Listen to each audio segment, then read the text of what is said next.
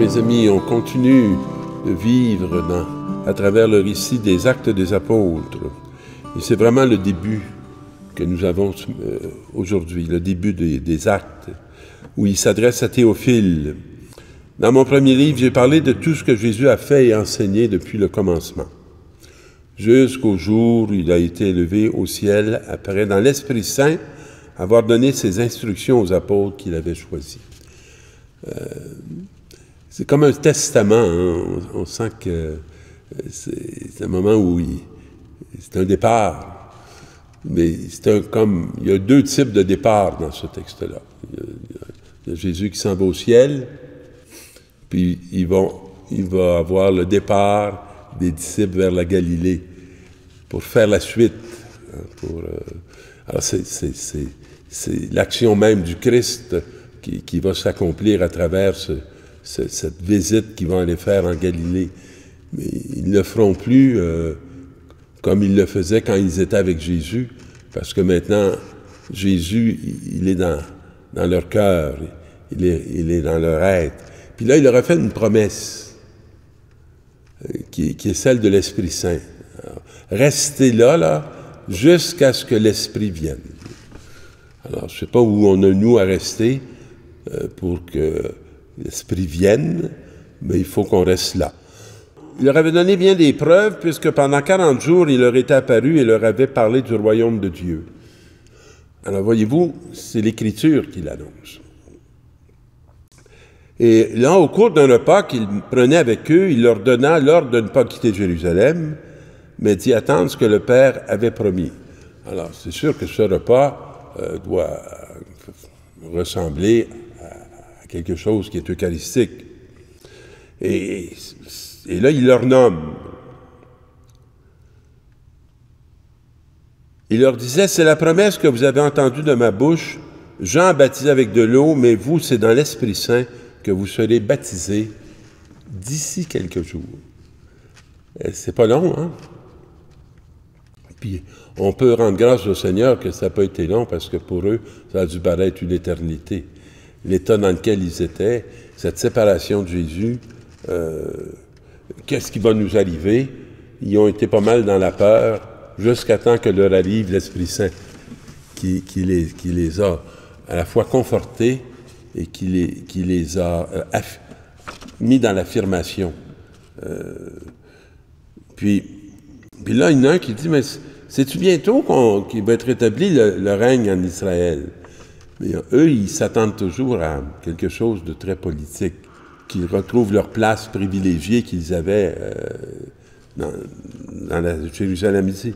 « Il ne vous appartient pas de connaître les détails et les dates que le Père a fixées dans sa liberté souveraine. » Alors, c'est pas temporel, c'est dans le Père. Le temps va arriver, c'est pas ça qui nous appartient. Ce qui nous appartient, c'est autre chose. Mais vous, c'est ça qui nous appartient. Vous allez recevoir une force, celle du Saint-Esprit, qui viendra sur vous. Alors vous serez mes témoins de Jérusalem dans toute la Judée et dans toute la Samarie. Et nous vivons encore sur cette parole. Et ce vous, c'est nous. C'est nous. Et comme il fixait encore le ciel où Jésus s'en allait, voici que deux hommes en vêtements blancs se tenaient devant eux et disaient, « Galiléens, pourquoi restez-vous là à regarder le ciel? Jésus qui a été enlevé du milieu de vous reviendra de la même manière que vous l'avez vu s'en aller au ciel. » Alors, c'est comme si il nous coupe pas de Jésus, mais il nous invite à aller à la mission. Et non pas en essayant de le retrouver qui le ferait à notre place, mais de le trouver qui le fait avec nous. Et dans l'Évangile, les 11 disciples s'en allèrent en Galilée. Voyez-vous, c'est pour ça que je prends tout de suite l'Évangile, c'est parce qu'on a la suite. À la montagne où Jésus leur avait ordonné de se rendre. Et quand ils le virent, ils se prosternèrent. Et ça, pour moi, c'est un premier temps qui est très important. Se prosterner devant Dieu. Est-ce qu'on est capable de se prosterner devant tout ce que Dieu a fait dans nos vies? tout ce que Dieu a fait pour notre vie, tout ce que Dieu a agi dans notre quotidien, ils se prosternèrent, mais certains d'entre eux eurent des doutes. Aujourd'hui, on pourrait dire, la majorité d'entre eux eurent des doutes, mais certains d'entre eux eurent des doutes. À chaque fois que j'entends le mot doute, ça me fait penser à Benoît XVI, qui avait dit « Ce que l'humanité a en commun, ce n'est pas la foi, mais le doute. » Je trouvais ça d'une vérité tout à fait déconcertante, mais tout à fait vraie. Et Jésus s'approcha d'eux et leur donna ces paroles. Alors, il s'adresse à des gens qui se prosternent et à des gens qui doutent. Comme nous, on fait ça. Et la mission et le témoignage n'est pas que pour ceux qui croient. C'est aussi pour ceux qui doutent de la vérité de l'annonce apostolique, évangélique. Tout pouvoir m'a été donné au ciel et sur la terre. Alors, ce Jésus ressuscité n'est pas du tout dans l'impuissance. Il n'est pas là en sentant qu'il a raté quelque chose ou que quelque chose n'a pas été accompli. Allez donc! Et c'est là-dedans qu'il les envoie. De toutes les nations, faites des disciples. Alors, la mission est grande, là. Et la mesure aussi. Baptisez-les au nom du Père et du Fils et du Saint-Esprit. Pour nous, c'est très clair, le baptême, clair, en tout cas. C'est quelque chose qui n'est pas étranger pour nous, le baptême.